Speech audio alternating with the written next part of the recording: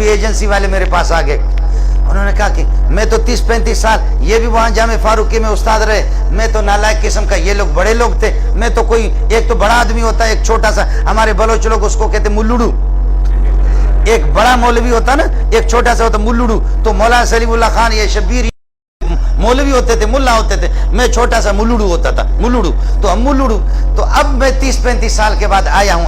ابھی اپنے جگہ پر 500-600 طلبہ میرے ساتھ، جھوپڑیاں لگی ہوئی ہیں، کسی طالب علم نے 80,000 میں، کسی نے لاکھ میں، کسی نے 1.5 لاکھ میں اپنے کمرے بنائے، سنا ہے کبھی اس طرح؟ خیمے اپنے لگائے، بالکل آپ دیکھیں گے کہیں گے افغانستان کی کوئی بستی ہے،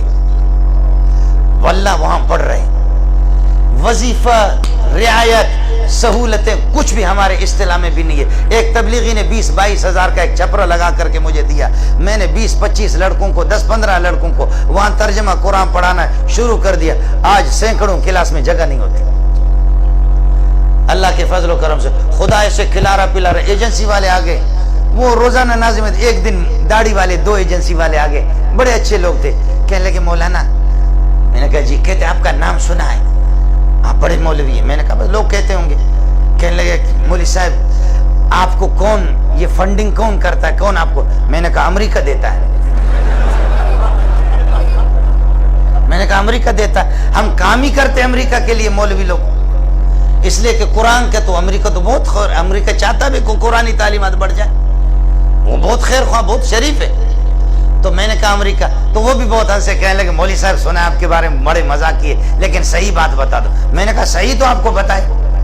امریکہ ہی ہمیں دیتا ہے، کہتا ہے کہ نہیں آپ اصل بات بتاؤ، اصل بات بتاؤ کہ یہ کون کون سے سیٹ ہے، کون کون سے لوگ، میں نے کہا وہ سیٹوں کے نام ہم اپنے استادوں کو نہیں بتاتے، تمہیں کیسے بتائیں گے؟ مولانا سلیم اللہ خان جن کے جوتیوں پہ قربان جاؤں، 35 سال مجھے کھلائے، اگر مولانا سلیم اللہ آ جائے کہ مولوی منظور کون سا سیٹ آپ کے ساتھ تعاون کرتا ہے، میں بالکل نہیں بتاؤں گا، چاہے مجھے ذبح کرے، میں نے کہا اپنے استادوں کو ہم نہیں بتاتے، کہتے نہیں مولانا اصل تو بات بتاؤ، آپ کا تعلق کس جماعت سے، میں نے کہا عمران خان سے، ہنس کر کے وہ ہنس رہے کہ کہتے مولوی صاحب صحیح بات بتاؤ، میں نے کہا صحیح بات، وہاں مزہ ہے، میں نے کہا میں عمران خان کا آدمی ہوں، صاف سی بات ہے، کہتے نہیں مولوی صاحب صاف سی بات بتاؤ، میں نے کہا صاف بات آپ کو بتاؤں، اس داڑھی کے ساتھ نہ پیپل پارٹی والے مجھے قبول کریں گے، نہ مسلم لیگ والے قبول، نہ بھائی عمران جان مجھے قبول کرے گا، کوئی مجھے اس داڑھی کے ساتھ، اس پگڑی ساتھ قبول، مجبور ہو کر فضل الرحمان کے ساتھ لگا ہوں، بس فضل الرحمان کی جماعت میں جڑ گیا، مجبوری ہے ہماری، ورنہ جی چاہتا کہ عمران خان کی جماعت میں چلے جائیں، جی چاہتا کہ عمران خان کی جماعت میں چلے جائیں، ہے سہولتیں ہیں جی، وہاں سہولتیں، سمجھے؟ آپ سمجھ نہیں رہے، ہنس کر کے کہتے کہ مولوی صاحب نہیں آپ بتاؤ یہ 600 اساتذہ کتنے، میں نے کہا ملازم اساتذہ 40 تک پہنچتے، ان کی تنخواہیں کہاں سے، میں نے کہا بتائیں امریکہ دیتا ہے، کہتا نہیں آپ صاف بات بتا، میں نے کہا اللہ کی قسم ہمیں معلوم نہیں ہے،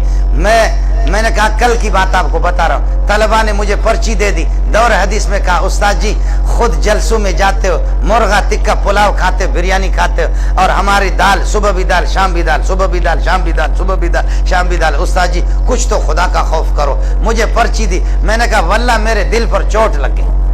انہوں نے کہا استاد جی دال ہی دال کھلا رہے، میں جا کر کے دوپہر کو 12:30 کو کھانا کھا کر کے سو گیا، میں زور کے لیے اٹھا تو دیکھا بورچی خانے کے ساتھ 2 گائے بندھی ہوئی ہے،